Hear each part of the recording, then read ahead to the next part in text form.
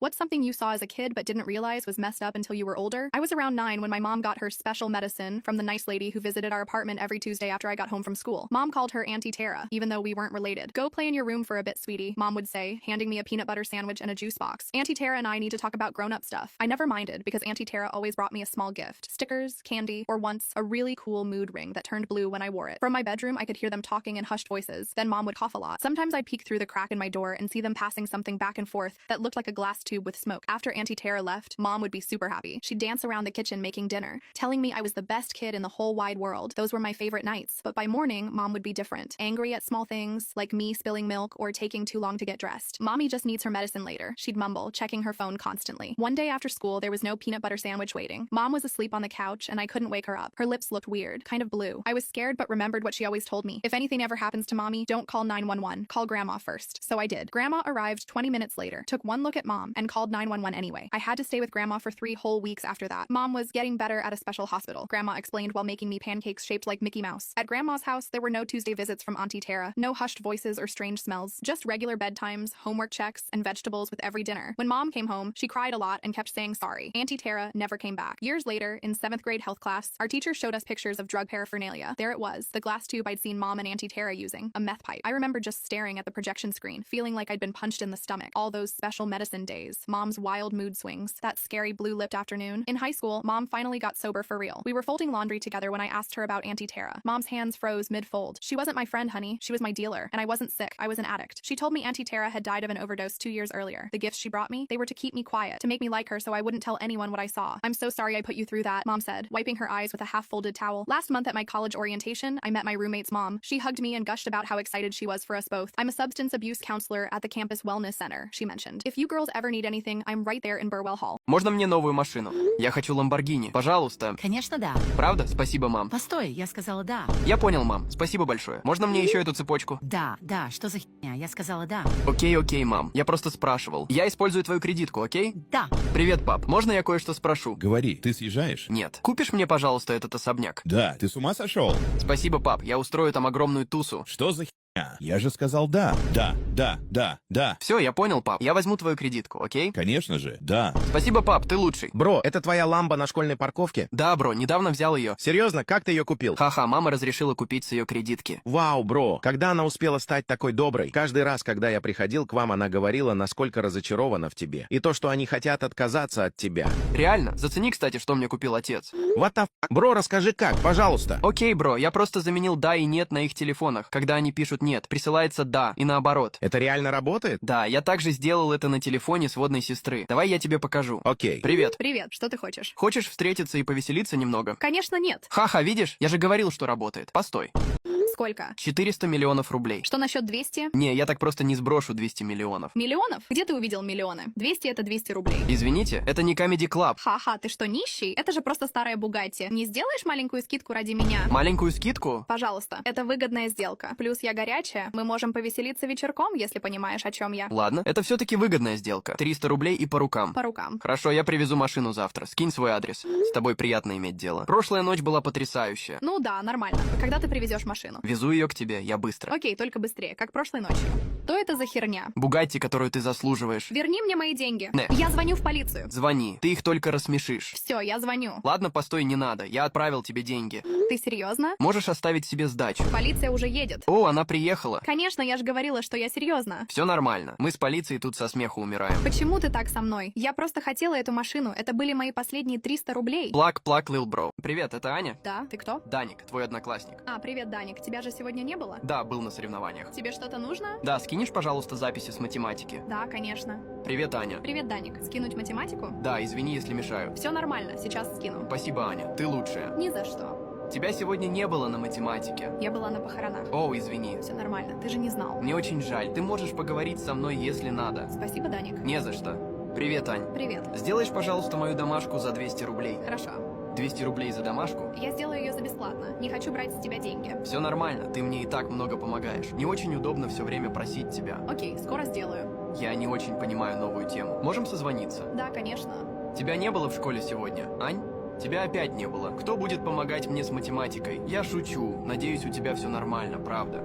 Помнишь, когда ты пошла на похороны вместо школы? Я сделал то же самое сегодня. Пока, Аня. Покойся с миром. Я веду уроки у многих классов, в том числе у первого. У одного из первоклассников, назовем его Боб, потому что его на самом деле звали Боб, был странный фетиш. Он был помешан на задницах. Это началось около месяца назад со шлепков по заду. Это не показалось мне чем-то странным, ведь многие дети любят шлепать других по заду. В этом нет ничего из ряда вон выходящего. Но вскоре он повысил ставки, начав хватать меня за зад, что намного неприятнее, чем мимолетное прикосновение к пятой точке. Мне стало очень не по себе, и я велела Бобу прекратить это. Хватать человека за зад очень грубо, но он пошел еще дальше. Он взял за привычку подходить ко мне сзади, хватать руками мой ремень и прикладывать голову лицом прямо к центру моей попы. Он хватался так сильно, что его рот оставался на моей попе несколько секунд, пока мне удавалось освободиться от него. Это особенно неприятно из-за того, что их класс приходит на мой урок после физкультуры, и он всегда потный. На прошлой неделе он придумал себе новое увлечение. Он выжидает, пока я поворачиваюсь к классу задом, подбегает, целует меня в попу и убегает обратно к своей парте. Небольшой чмок и все. Я несколько раз пыталась поговорить с ним по этому поводу, но это не давало никакого результата, потому что пока я твердила ему: «Боб, мне неприятно, когда ты так делаешь», он лишь шептал: «Ваш зад, я хочу гладить ваш зад», таким голосом, будто вот-вот заплачет. Он так делает и с другими учительницами. Мы не знаем, как это прекратить.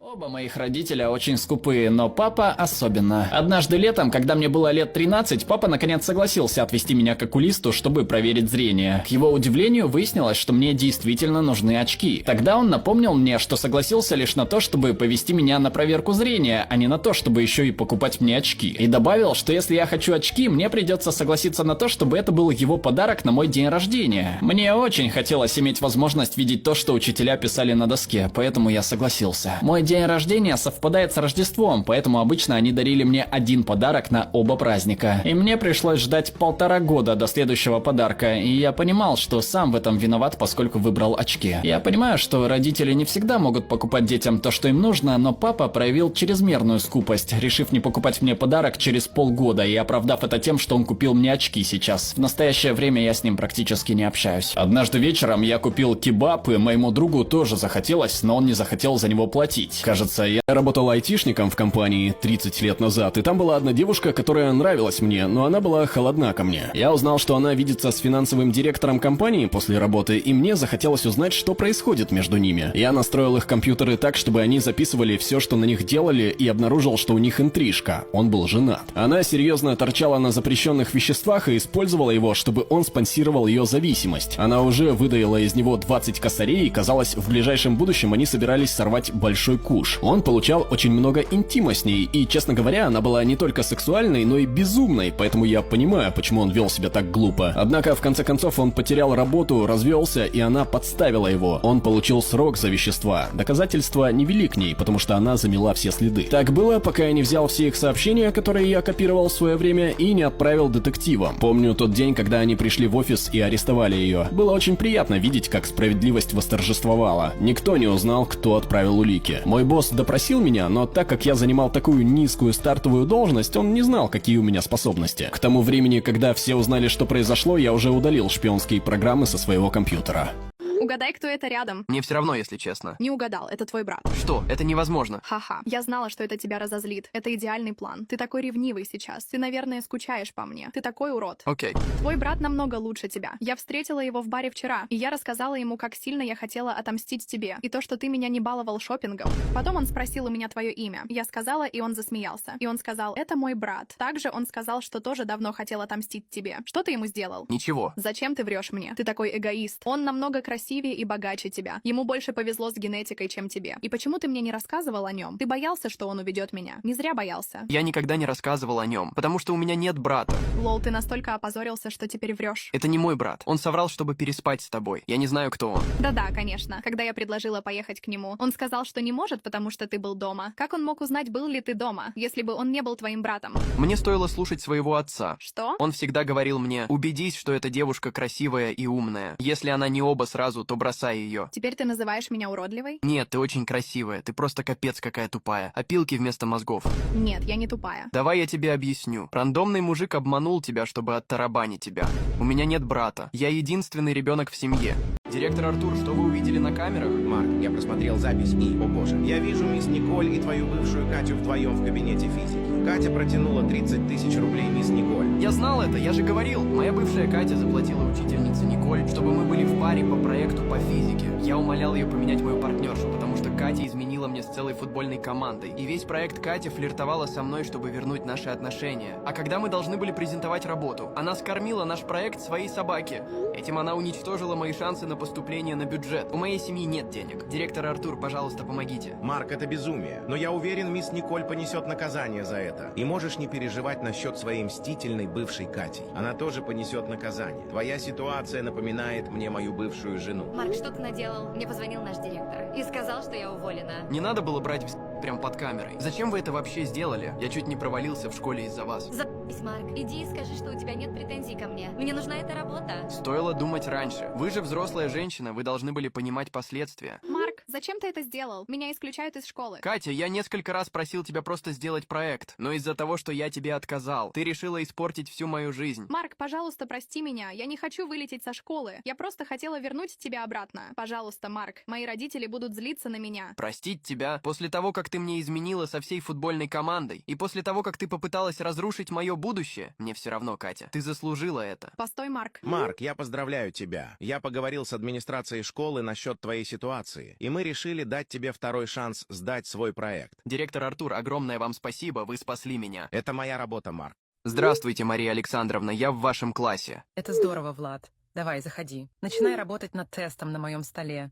У тебя есть время до конца обеда. Не списывай. И удачи. Эй, я думал, мы займемся чем-то другим. Например, чем? Частным уроком биологии. Ты же говорил, что сделаешь все, чтобы я не сказала твоим родителям. Я думал... Отлично. Тогда начинай. Хорошо. Я поставлю оценку и завтра сообщу, как ты справился. Если сдашь, я не буду стучать. Доброе утро. Прошло 3 дня, а вы так и не сказали, как я написал тест. Извини, Влад. Я оценила твой тест, и ты справился отлично. 5+. Почему вы так долго не отвечали? Я уже думал, что провалил. Извини, я просто переживаю многое прямо сейчас. Что случилось? Вы можете поговорить со мной. Я не должна... Ну хорошо, давай тогда на «ты». Я мог бы помочь. Мой муж изменил мне. С кем? С другим мужчиной. Кто это был? Директор школы. Да, ваш муж и директор, те еще мудаки. Они еще могут придумать что-нибудь, чтобы вас уволить. Ты не помогаешь. Извините. Знаешь, я только что поняла, как ты можешь мне помочь. Как? Встретимся у школы в полночь. Но сегодня суббота, школа закрыта. У меня есть ключи. Увидимся через несколько часов. Продолжать историю? Бывшая жена, которая изменила и бросила нашу семью несколько лет назад, появилась у моего дома с ребенком от другого мужика и захотела воссоединиться. Захлопнул дверь перед... Немного контекста. Моей бывшей жене Анжеле 36 лет, мне 37. Мы познакомились, когда нам было по 20 с чем-то. В 24 года мы оба работали в одной фирме и стали встречаться. После 2 лет отношений мы поженились, и через 3 года у нас уже было 2 дочери, которым сейчас 9 и 7 лет. Вторая беременность была неожиданной, и Анжела не была этому рада, но она не прервала ее, хотя я говорил ей, что буду согласен с любым ее решением, так как не хотел заставлять ее проходить через то, чего она не хочет. После рождения первой дочери у нас все было прекрасно, мы любили друг друга как могли, но все изменилось после второй беременности. Анжела стала раздражительной и постоянно придиралась ко мне или нашей старшей дочери. Я думал, что это из-за гормонов, и старался смириться с новым поведением Анжелы. Мы надеялись, что это пройдет, но становилось только хуже. Моя дочь и я привыкли буквально ходить на цыпочках возле нее. Я взял на себя все заботы, хотя домохозяйкой должна была быть она. Анжела уволилась с работы по собственному желанию после рождения первого ребенка и занималась домом и ребенком, пока я работал. Так продолжалось до второй беременности. Когда она забеременела второй раз, нам пришлось нанять домработницу, потому что жена жаловалась, что слишком устает, чтобы заниматься домом и детьми. Я согласился, хотя это немного не укладывалось в наш бюджет, потому что тогда я не зарабатывал достаточно. Я не хотел создавать неудобства для Анжелы, особенно когда она была беременна. Я думал, что после рождения второго ребенка она вернется к заботам о доме и детях. Также стоит отметить, что я не был из тех мужей, которые ничего не делают по дому после работы. Я всегда старался помогать, даже если был вымотан после рабочего дня. После того, как она родила младшую дочь, я ожидал, что через несколько месяцев она оправится и мы вернемся к обычной жизни. Но прошло несколько месяцев и ничего не изменилось. Анжела становилась становилась такой же раздражительной и отказывалась делать что-либо по дому. Она просто сидела дома весь день и смотрела телевизор. Она даже не играла с детьми, лишь иногда платила соседке, чтобы та водила их в парк. Не хочу звучать озлобленно, но я действительно был обижен, потому что работал днями и ночами, а она не делала по дому даже минимума. Также стало очень дорого платить домработнице за готовку, уборку и другие домашние дела. Мне пришлось оплачивать и другие расходы, а также я хотел откладывать деньги на будущее наших дочерей. Последнее стало почти невозможным, потому что Анжела не помогала мне ни в чем. Через 6 месяцев после рождения младшей дочери я решил, что так больше продолжаться не может, что мне нужно с ней поговорить. Я знал, что это будет сложный разговор, поэтому попросил родителей присмотреть за нашими дочерьми на 1 день, и они согласились. Я посадил Анжелу и объяснил, что понимаю, что она устала после 2 беременностей, но мне нужна ее помощь. Сказал, что содержание домработницы для нас слишком дорого, и мне нужно, чтобы она сдержала свое обещание и начала выполнять хотя бы часть домашних обязанностей, чтобы мы могли пересмотреть. What made you say, yep, I'm gonna die? I was driving home from college for Thanksgiving break. My roommate bailed last minute, so I had to make the 6-hour drive alone. Not a big deal. I'd done it before. It was around 10 p.m. when I hit this stretch of highway that cuts through nothing but forests and mountains, no streetlights, barely any other cars. My playlist had just ended when my gas light dinged on. I checked my GPS for the nearest station. It showed one about 8 miles ahead. One of those old mom and pop places with just a couple pumps. Better than nothing. When I pulled in, the place looked half abandoned. One flickering light over the pumps. A small convenience store with open, blinking in the window. No other cars around. I got out and started pumping gas, trying not to think about every horror movie that starts exactly like this. That's when I noticed this rusty white van pulling in real slow. It parked by the ice machine facing my car, headlights still on. 2 guys sat in the front just watching me, not getting out, not turning off their engine, just staring. I kept my head down, pretending not to notice, but my heart was racing. I finished pumping, hung up the nozzle, and practically jumped back into my car. I locked the doors immediately. When I tried to start it, nothing, just a clicking sound. You've got to be kidding me, I whispered. My Toyota had never had issues before, not once. I tried again. Click, click, click. I called my dad, trying to keep my voice steady. Car won't start. I'm at this gas station in the middle of nowhere. Try again in a few minutes, he said. Sometimes it's just the cold or a loose connection. He offered to look up towing services, but my phone was down to 12% battery. While waiting, I noticed the van had moved. It was now parked right by the exit, like they were blocking the only way out. The driver's door opened, and one of the men stepped out. Tall, heavy-set, wearing a dirty baseball cap. I looked toward the convenience store. It seemed like my only option. I grabbed my phone and keys, took a deep breath, and made a dash for the store entrance. As I hurried across the lot, I heard a voice call out, "Car trouble?" Something in his tone made my skin crawl. I pretended not to hear. I knocked on the store door harder than I meant to. An older man with gray hair looked up from behind the counter, saw me, then glanced at the van. Without hesitation, he rushed to unlock the door. "Get in here, quick," he said, ushering me inside before locking the door again. "Thank you," I managed, trying to catch my breath. He nodded toward the van. "Those 2 been hanging around here the past few nights. Sheriff came by yesterday asking if I'd seen him. Apparently, they matched the description of some men who've been targeting drivers on this stretch." My stomach dropped. "My car won't start." "Phone?" he asked, almost dead. He handed me the store phone to call a tow truck. The dispatcher said they couldn't get anyone out until morning. Great. The old man, Bob, he told me, said, "My son's a deputy. Gets off shift in about 30 minutes. Already texted him what's happening." That made me feel slightly better. I sat on a stool behind. Police officers, what criminal actually impressed you with their criminal skills? I've been a cop in a small coastal town for 15 years. Not much happens here. Mostly drunk tourists and the occasional shoplifter. But there was this one guy everyone called the fisherman. Never knew his real name. He wasn't what you'd picture when thinking master criminal. Older guy, maybe 60, always wore the same faded blue jacket and these ancient rubber boots. Walked with a slight limp. Just another local face at the diner every morning, drinking black coffee, reading the paper. The weird thing started with the beach houses. Our town has these fancy vacation homes that sit empty 9 months of the year. Owners would return for summer and find things different. Not ransacked or damaged, just different. A chair moved slightly. Family photos rearranged. Nothing valuable missing, but food gone from pantries. Like someone had been living there, taking just enough to not be noticed. We increased patrols, set up neighborhood watches, even installed those doorbell cameras at some places. Nothing. These houses would be completely secure. No broken windows, no picked locks. It was like a ghost was getting in. One night I'm doing a beach patrol during a nasty storm. Waves crashing, wind howling. I spot a tiny light bobbing offshore. Crazy. No one should be out in that weather. I radio it in and head to the marina for a better look. There's the fisherman, calmly tying up his little boat in the pouring rain. I ask what the hell he's doing out in this weather. He just smiles, says, "Fish bite best in the storm, Officer Taylor." But his boat is empty. No fish, no tackle. Just a small waterproof bag and some rope. I notice his boots aren't just wet from the rain. They're soaked like he'd been waiting. That's when it clicked. I ask him straight, "You're getting into those beach houses from the water, aren't you?" He doesn't admit anything, just looks at me with these weathered eyes and says, "Every house has a weakness. Most people only lock their doors and windows toward the street." The next day, I checked the beach houses again. Every single one had basement windows facing the ocean. Small, but big enough for someone skinny to squeeze through. And not a single one had alarms or locks because who would swim to break in? I pulled property records on the fisherman. Turns out he built half these houses in the 70s before selling his construction business. He knew every blueprint, every shortcut, every weak point. We brought him in for questioning. The station coffee machine broke that morning, and the fisherman just smiled at my caffeine-deprived frustration. He pointed at the machine and said, "Third screw on the back panel is loose. Always was in that model." He was right. Fixed it in seconds. What crime do we charge him with? The homeowners found nothing valuable missing. He'd just been sheltering during storms, taking minimal food, always cleaning up after himself. The DA wouldn't press serious charges for some missing canned soup and moved furniture. The fisherman got community service, helping repair the very beach houses he'd been entering. Here's the strange part. During his service, he fixed things the owners didn't even know were broken. Leaky pipes behind walls, faulty wiring that could have started fires. One family had a gas leak nobody detected. After his community service ended, the homeowners started hiring him as a security consultant. Now he gets paid to find the weaknesses in their homes. Last week, I saw him at the diner. He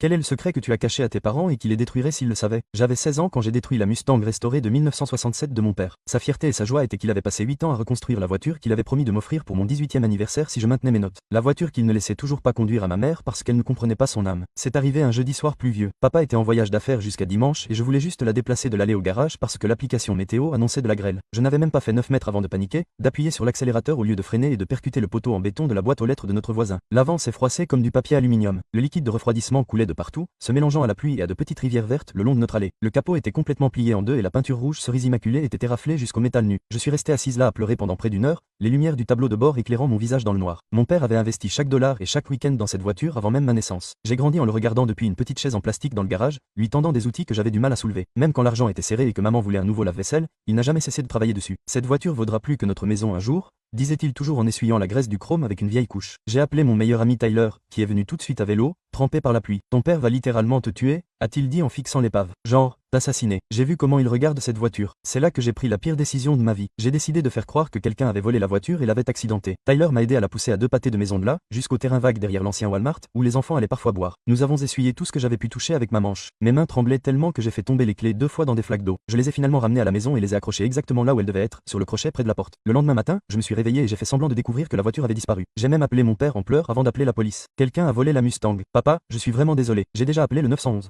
Je crois que quelqu'un l'a prise hier soir pendant que je dormais. La police est venue et a fait un rapport. L'agent Martinez avait un bloc-notes qui n'arrêtait pas de se mouiller sous la pluie qui continuait. J'ai répondu à leurs questions, en essayant de paraître confus et bouleversé plutôt que coupable et terrifié. Ils ont dit qu'ils surveilleraient, mais les vols de voitures étaient fréquents ici. 3 heures plus tard, un agent a appelé pour dire qu'ils avaient trouvé la voiture accidentée sur le parking. J'ai dû faire semblant d'être choqué une fois de plus. Ils m'ont demandé si je voulais la voir, et j'ai dit oui, sachant que je devais continuer à mentir. Ce à quoi je ne m'attendais pas, c'est que mon père prenne un vol d'urgence pour rentrer chez lui. Il m'attendait dans l'allée quand je suis rentré de la visite de la voiture avec When was your gut feeling actually right? I almost didn't Google the daycare center where I'd already put down a $500 deposit. Something just felt off during our tour. The director, Ms. Patty, was friendly enough, maybe too friendly. Her smile never reached her eyes. My husband Mark thought I was being ridiculous. They have openings when nobody else does. Their rates are reasonable and it's 5 minutes from your office. What more do you want? He was right. In our area, daycare waitlists were 18 months long. Finding an immediate opening felt like winning the lottery, especially with me going back to work in just 3 weeks. But when Ms. Patty showed us the infant room, I noticed the staff barely looked up. No one was talking to the babies. The room smelled like old milk and dirty diapers. One worker was scrolling on her phone while 3 babies cried in cribs. They're just having a fussy day, Ms. Patty explained, quickly ushering us to the brightly decorated preschool room. Look at our learning centers. She pointed to labeled bins of toys that looked oddly untouched. When I picked up a book, dust came off. That night, I couldn't sleep. Our daughter Zoe was only 4 months old. The thought of leaving her there made my stomach hurt. I kept picturing her crying with no one picking her up. What if she got hurt? What if she thought I'd abandoned her? Just do a quick search, my sister texted when I confessed my worries at 11 p.m. It'll make you feel better or confirm your suspicion. Either way, you'll know. So at 1 a.m., while nursing Zoe in our dark bedroom, I typed the daycare's name into Google. Nothing concerning came up on the first page, just their website and Facebook page with staged photos of smiling kids and 5-star reviews that all sounded strangely similar. See, I was being paranoid, just like Mark said. I almost closed my laptop, but something made me click to page 2 of the results. A local news article from 3 years ago. Sunshine Daycare under investigation after infant hospitalized. My heart pounded as I read about a 6-month-old who stopped breathing at the center. The article mentioned delayed emergency response and inadequate supervision. The baby had survived but suffered brain damage. The parents had moved out of state shortly after. I dug deeper, hand shaking as I scrolled. A different name appeared in the article. Patricia Lowell, director, but the photo showed Ms. Patty with darker hair and glasses instead of contacts. I found a Facebook group for local parents and searched the daycare's name. Comments flooded in. They changed their name after the incident from Little Sprouts to Sunshine. My son came home with unexplained bruises for weeks. When I asked, they said he was clumsy. The turnover is insane. New staff every month. My daughter had 4 different caregivers in 10 weeks. They water down the formula to save money. My baby was always starving after pickup. Check their lunch menu against what they actually serve. My toddler said they ate crackers instead of the chicken and vegetables on the menu. I woke Mark and showed him everything. Exageré cuando los padres de mi marido intentaron bautizar a nuestro bebé a mis espaldas. Me criaron como judía. Mi marido, Mike, creció en la religión católica, pero ya no la practica. Cuando quedé embarazada, acordamos que no habría ceremonias religiosas para el bebé hasta que tuviera edad suficiente para elegir por sí misma. Sus padres asintieron y sonrieron cuando se lo dijimos. Lo que creas que es mejor, querida, dijo su madre. Debería haberme dado cuenta de que algo andaba mal por lo fácil que se dieron. El mes pasado, tuve que volar a Chicago para el funeral de mi prima. Solo estuve 3 días. Mike se quedó en casa con nuestra hija de 4 meses, Leah. Cuando volví, algo me pareció raro. Leah llevaba un vestidito blanco que nunca le había visto. Mi madre se lo llevó. Mike murmuró cuando le pregunté, pero tenía una expresión especial en la cara. Esa noche, mientras bañaba a Leah, noté que su pelo olía diferente, como a aceite, y que tenía una leve marca en forma de cruz en la frente que no se quitaba. A mi amiga, católica de pequeña, le escribí. Suena como aceite de crisósamo, me respondió. Lo usan en los bautizos. Se me encogió el estómago. Me enfrenté a Mike mientras lavaba los platos. Tus padres bautizaron a Leah mientras yo no estaba. El vaso que estaba lavando se le resbaló de las manos. Solo le rociaron un poco de agua en la cabeza. No es gran cosa. No es gran cosa. Acordamos que no habría ceremonias religiosas. Me temblaba la voz. Mi madre lloraba y decía que su alma de nieta no estaba salvada. No sabía cómo decirle que no. Llamé a sus padres de inmediato. Su madre respondió al primer timbrazo como si hubiera estado esperando. Hicimos lo que había que hacer, dijo con calma. Mike aceptó una vez que le expliqué explicamos lo importante que era. Actuaste a mis espaldas. Te aprovechaste de que estaba en un funeral para anular mis decisiones como padre. Nos lo agradecerás algún día, respondió. El padre Simón hizo una excepción para hacerlo en privado. Tenemos el certificado y todo. Un certificado. Tenían pruebas documentadas de haber violado deliberadamente nuestro acuerdo. Esa noche no pude dormir. No se trataba solo de religión. Se trataba de respeto, confianza y el derecho a criar a mi propio hijo según nuestros valores compartidos. A la mañana siguiente, llamé a mi rabino, no porque quisiera que Lía fuera judía, sino porque necesitaba orientación. No se trata solo del bautismo, dijo el rabino Klein con dulzura. Se trata de límites. ¿Qué pasa la próxima vez que no estén de acuerdo con tu forma de criar a tu hija? Tomé una decisión. Puse a Lía en su cochecito y caminé hasta la casa de los padres de Mike, a 6 cuadras de distancia. Su madre abrió la puerta con la misma sonrisa de suficiencia. Tenemos que hablar sobre lo que pasa ahora. Dije sorprendentemente tranquila. No hay nada que discutir. Está bautizada. Está hecho. Asentí. Tienes razón. Está hecho. Y también lo están tus visitas sin supervisión a Lía. Su sonrisa se desvaneció. No puedes alejar a nuestra nieta de nosotros. Yo no lo haré. Pero de ahora en adelante, Mike o yo estaremos presentes en todas las visitas y serán en nuestra casa, no en la tuya. Mike nunca estaría de acuerdo con eso. Ella se burló. Saqué mi teléfono y le mostré el mensaje de Mike. Apoyo cual. La vivacité d'esprit vous a-t-elle déjà sauvé la vie? Quand j'avais 19 ans, je travaillais de nuit dans une station-service ouverte 24h24, juste à côté de l'autoroute. Ce n'était pas le travail le plus sûr, mais le salaire était correct et j'avais besoin d'argent pour aller à l'université. Un mardi soir, vers 2h du matin, cette Honda bleue déglinguée est arrivée. Rien d'inhabituel. On voit toutes sortes de gens s'arrêter pour un café ou une collation durant les longs trajets. Le type qui est arrivé avait l'air assez normal, peut-être la trentaine, portait une casquette de baseball et un sweat à capuche rouge délavé. Il a pris un coca dans le frigo et s'est dirigé vers le comptoir. Juste ça et $20 sur la pompe 3, a-t-il dit, sans me regarder dans les yeux. Je l'ai appelé, mais en regardant dehors, j'ai remarqué quelque chose d'étrange. Il n'y avait pas de voiture à la pompe 3. Sa Honda bleue était garée loin de la pompe à air, hors de vue de nos caméras de sécurité. Mon estomac s'est noué. Quelque chose n'allait pas. Alors que je lui tendais sa monnaie, il m'a soudainement attrapé le poignet avec force. Écoute bien, a-t-il murmuré. J'ai besoin de tout l'argent liquide de la caisse. N'appuie sur aucun bouton ou je te fais mal. Mon premier réflexe a été de lui donner l'argent. C'est ce qu'il t'entraîne à faire. Mais j'ai remarqué que son autre main n'arrêtait pas de remuer dans sa poche. Y avait-il une arme? Un couteau? C'est là que je me suis souvenu de quelque chose que mon manager, Mike, m'avait appris. Notre caisse avait un bouton d'alarme silencieux qui ressemblait exactement au bouton d'annulation de transaction. Appuyez 2 fois dessus et la police est alertée sans que la personne ne s'en aperçoive. D'accord, je te donne l'argent, ai-je dit en essayant de garder une voix ferme. Ne me fais pas mal, s'il te plaît. J'ai ouvert la caisse comme d'habitude, mais j'ai délibérément appuyé sur le mauvais bouton en premier. Désolé, mes mains tremblent. Je me suis excusé en appuyant 2 fois sur le bouton d'annulation. Le type s'impatientait. Dépêche-toi, a-t-il sifflé. Alors que je commençais à mettre de l'argent dans un sac, je me suis souvenu d'une autre astuce que Mike m'avait montré. Si je laissais un billet de $20 dépasser légèrement du tiroir,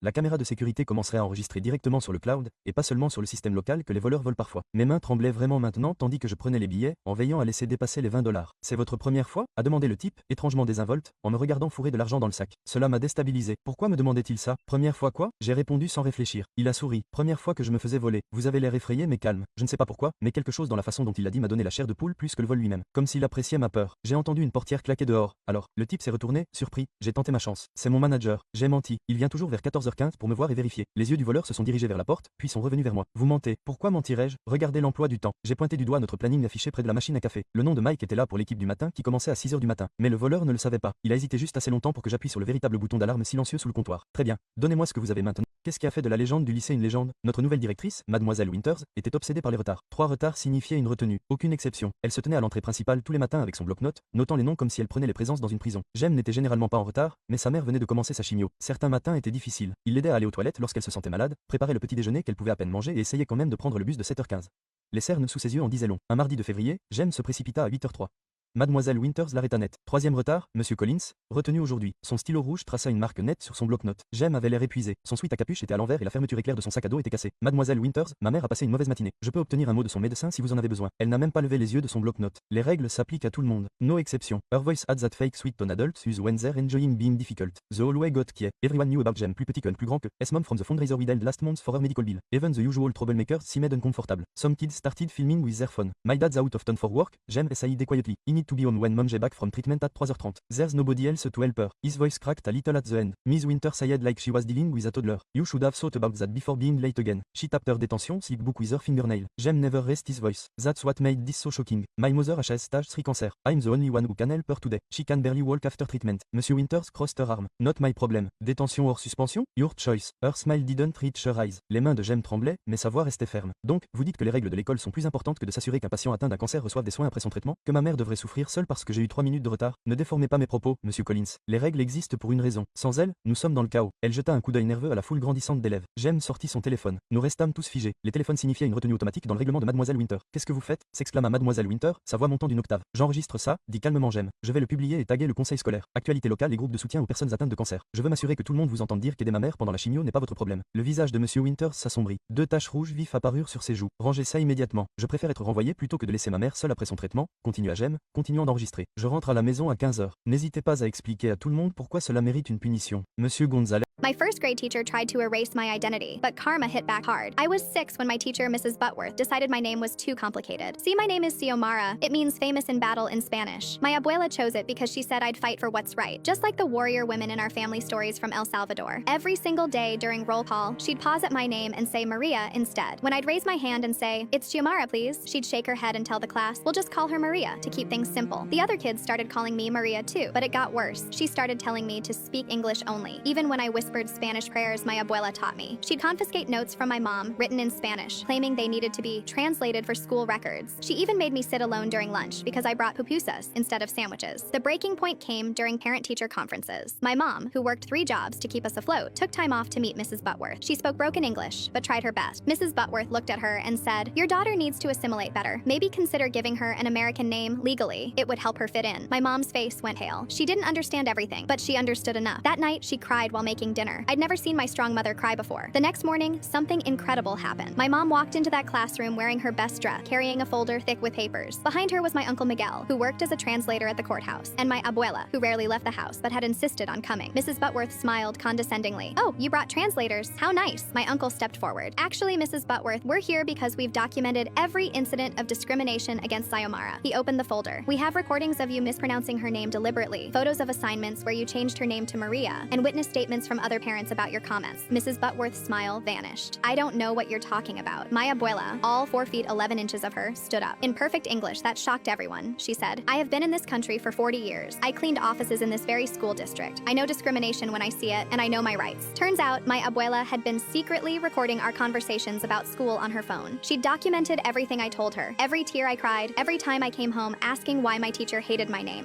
Have you ever noticed someone checking out your child? My 7-year-old daughter came home from school with a strange question. "Mommy, why does the crossing guard know where I live?" My heart stopped. Our crossing guard had been there for months. Friendly, helpful, always waving at the kids. But Lily said he'd been asking questions. "What time does Daddy leave for work? Which window is your bedroom? Do you walk to school alone on Wednesdays when Mommy has appointments?" He'd even asked if we had a dog, security cameras, or if Grandma ever babysat overnight. Lily mentioned he knew our car wasn't working and that we'd been walking more often. I thought she was confused until I checked our neighborhood app. 3 other parents posted similar concerns. The crossing guard was asking their kids about family schedules, home layout, who had keys. One mom said he offered to walk her daughter home when she missed the bus. Another said he'd asked her son about the family's vacation plans and whether they used a house sitter. A third parent mentioned he'd been asking about which kid had working parents versus stay-at-home moms. The school said they'd hired him through a temp agency. He passed all background checks, they insisted, but something felt terribly wrong. Why would a crossing guard need to know our children's bedroom windows? Why was he memorizing our daily routines? Why did he care about our work schedules and home security? At first, I told Lily to stay close to her teacher after school, but the more I thought about it, the angrier I got. A crossing guard with no real credentials, just watching our children, gathering information. I decided to test him. The next morning, I told Lily to say Daddy was going out of town for work. A complete lie. Within an hour, I got a text from an unknown number. "Heard your husband's traveling. I could check on you and Lily if you need help." The message included details about our house that only someone who'd been watching would know. Our broken porch light, the loose gate latch, even that our neighbor's dog barks at strangers. My hands were shaking. How did he get my number? How did he know these intimate details about our property? How long had he been watching us? So I made a plan. I called my sister, who works for the FBI's Crimes Against Children unit. She ran his name through federal databases and brought her whole investigation team. The next morning, 5 unmarked FBI vehicles pulled up alongside the crossing guard's post, badges flashing. Turned out this wasn't even a real crossing guard, just a man with fake credentials and a stolen safety vest. He had a record, wasn't allowed within 500 feet of schools or playgrounds. They arrested him on the spot, found surveillance equipment hidden in his car aimed right at the school entrance. But the investigation revealed something worse. He was part of an organized ring that placed fake crossing guards, substitute teachers, and youth coaches in different districts. The temp agency was a front operation operating in 12 states. They found detailed files on 37.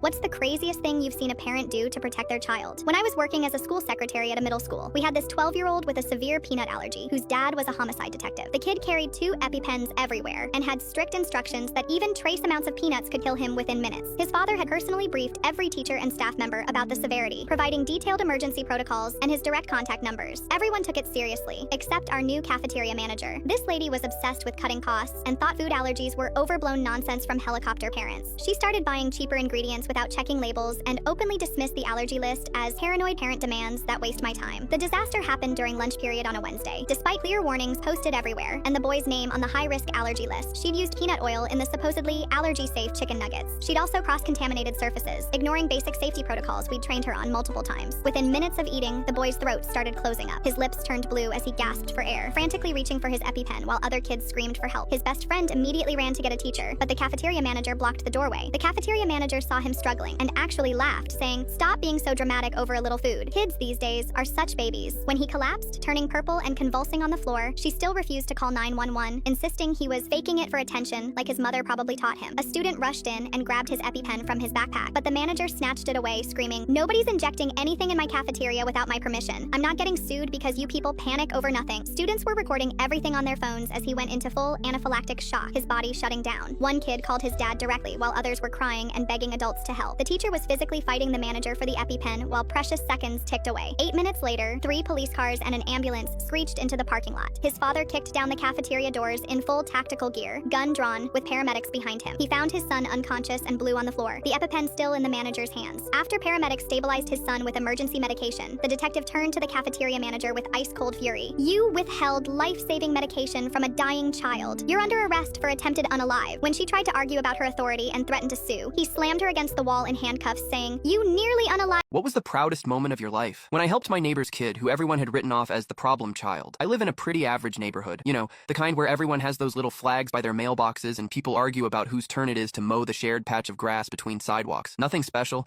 just working folks trying to keep their lawns decent enough to avoid HOA fines. There was this kid next door, Jaden, always wearing the same faded blue hoodie, even in summer when it hit 90 degrees. He'd sit on his porch just throwing pebbles at nothing while his mom worked double shifts at the hospital. I'd wave sometimes, but he'd just look down at his worn-out sneakers. The neighbors complained constantly. He knocked over Mrs. Peterson's flower pots. He's skipping school again. He was caught shoplifting candy at the corner store. Pretty soon, everyone just expected trouble from him. The local cop knew him by name and would slow down whenever he saw Jaden walking alone. What nobody knew was that Jaden's dad had left 2 years ago, just packed up and disappeared on a Tuesday. No goodbye, no child support, nothing. The kid was basically raising himself on microwave dinners while his mom tried to keep them afloat. I noticed Jaden always staring at my garage when I was fixing up my old 87 Chevy. One Saturday morning, I just called out, "Wanna hand me that 3/8 wrench?" His eyes lit up like I'd offered him $1,000,000. Turns out the kid was incredible with engines. Could diagnose problems just by listening. "That's a timing belt issue," he said first day before I'd even figured it out myself. He started coming over after school, hands always covered in grease, asking questions nonstop about carburetors and fuel injectors. One afternoon, I found a crumpled math test in his backpack when he went to grab a sodas from my fridge. 27% with a note saying, "See me after class." When I asked about it, he just shrugged. "Numbers don't make any sense to me. Teacher says I don't try, but I do." That's when it clicked. I pulled out the car manual and asked him to calculate the right oil-to-fuel ratio for the engine. He got it instantly. The kid wasn't dumb. He just needed things to be practical, to matter in the real world. I started teaching him math through car repairs. If this part costs $43 and we need 3 of them, plus tax at 8.25%, what's our total? Science through explaining how engines work. Why does metal expand when it's hot? What happens to gas when it's compressed? His mom cried when he brought home his first C+.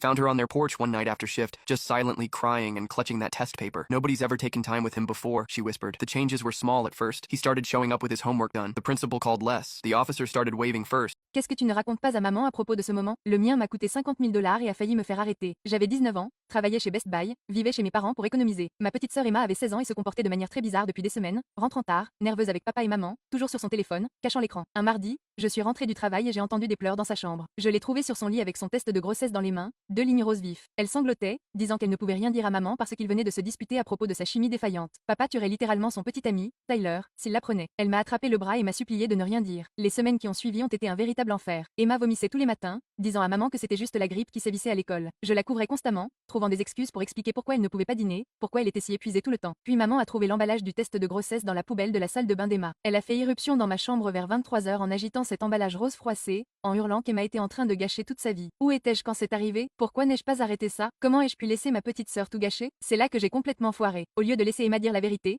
j'ai paniqué et j'ai lâché que le test était en fait le mien. Maman est restée silencieuse. Elle est restée là à me regarder pendant ce qui m'a semblé une éternité. Puis elle s'est mise à pleurer, à me poser des questions sur mon petit ami secret, depuis combien de temps je lui avais menti en face, et à me demander si j'avais l'intention de garder le bébé. Je me suis encore plus creusé la tête. J'ai inventé toute une histoire élaborée à propos d'un type du travail qui s'appelait Jake. J'ai dit que j'étais terrifiée à l'idée de leur dire parce que je savais qu'ils seraient déçus. Maman m'a vraiment serré dans ses bras et m'a dit qu'on trouverait une solution ensemble, en famille. Le lendemain matin, elle m'avait déjà pris rendez-vous chez le médecin pour l'après-midi, acheté un flacon de vitamines prénatales et même appelé depuis son travail pour m'accompagner afin de me soutenir moralement. Au cabinet du médecin, je suis assise là, vêtue de ma blouse en papier, sachant que tout cela allait me péter à la figure. L'infirmière me fait une prise de sang et revient 20 minutes plus tard, l'air complètement perdu. Ton taux d'hormones est tout à fait normal. Tu n'es certainement pas enceinte. Maman me regarde comme si j'avais complètement perdu la tête. Je me démène en me disant, peut-être que le test à domicile était un faux positif. Peut-être que je l'ai mal lu. Mais maman n'est pas stupide. Elle sait qu'il se passe quelque chose. Le trajet en voiture jusqu'à la maison s'est déroulé dans un silence de mort. Quand nous sommes rentrés, elle a appelé Emma pour qu'elle descende et nous a fait asseoir toutes les deux à la table de la cuisine comme si nous étions à nouveau des enfants. Quelqu'un veut-il me dire ce qui se passe vraiment? Emma a immédiatement craqué et a tout avoué. Le petit ami, la grossesse, à quel point elle avait peur, tout. Maman était vraiment blessée, mais elle n'était pas aussi en colère que je l'aurais cru. Elle était plus énervée que nous lui ayons menti en face pendant des semaines. Voici la partie qui me rend encore mal. How did your first child behave after you'd had your second baby? My son Jake was 5 when we brought home his baby sister Emma. He'd been so excited during my pregnancy, talking to my belly, helping set up the nursery, the whole thing. The first day home, Jake wouldn't even look at her, just sat on the couch with his tablet, volume turned all the way up. My husband thought it was normal adjustment. By day 3, Jake started calling Emma it. Not she, not the baby, just it. Can you put it in another room? It's too loud. When does it go back to the hospital? I found Jake's favorite stuffed penguin, the one he'd slept with since he was 2, tucked into Emma's bassinet. That night, I heard him whispering through the baby monitor. I gave you Penny. Now you have to go. The next morning, Jake was suddenly super helpful. Can I hold the baby? Can I help with the diaper? The complete turnaround made me nervous instead of relieved. My mom came over to help and brought Jake a present, a Big Brother t-shirt. He refused to wear it, threw it in the trash when he thought no one was looking. I fished it out later and found he'd scribbled all over it with black marker. Jake started having accidents, something he hadn't done since he was 3. His kindergarten teacher called. He told his whole class that his parents brought home the wrong baby. My real sister is still at the hospital, he insisted. One evening during bath time, Jake walked in and just stood there staring at Emma in the water. If she goes underwater, how long until she stops moving? He asked in this flat voice I'd never heard before. I nearly dropped her. We started therapy the next day. The psychologist explained that Jake felt replaced, that we needed to give him special time. So we tried. Jake got to pick dinner, movies, weekend activities, but nothing changed. I found Jake in Emma's room one night, standing by her crib, just watching her sleep. What are you doing, buddy? I asked. Waiting, he said. For what? For her to disappear. I was brushing my teeth when I heard a crash from the nursery. I ran in to find Jake had pulled Emma's crib mobile down, the one with the little stars and moons. He was attempting to climb into her crib. I need to show her something, he said, clutching an iPad. On the screen was a video of our family, from before Emma. Happy, smiling, just the 3 of us at the beach. I want to show her what it was like before she ruined everything. That night, I cried to my husband. What if he never accepts her? What if he always hates her? I sobbed. We didn't realize Jake was listening from the hallway. The next morning, Jake wasn't in his bed. Panic hit me like a truck. I rushed to Emma's room, terrified of what I might find. Jake was sitting on the floor next to her crib, his blanket spread out with his toy cars arranged in a circle. In the middle was Emma, who he'd somehow gotten out of her crib. She was happily kicking her legs. She likes my cars, he whispered. I'm showing her how to play with them. She's not so bad, I guess. I slid down the wall, relief washing over me. At dinner that night, Jake asked if he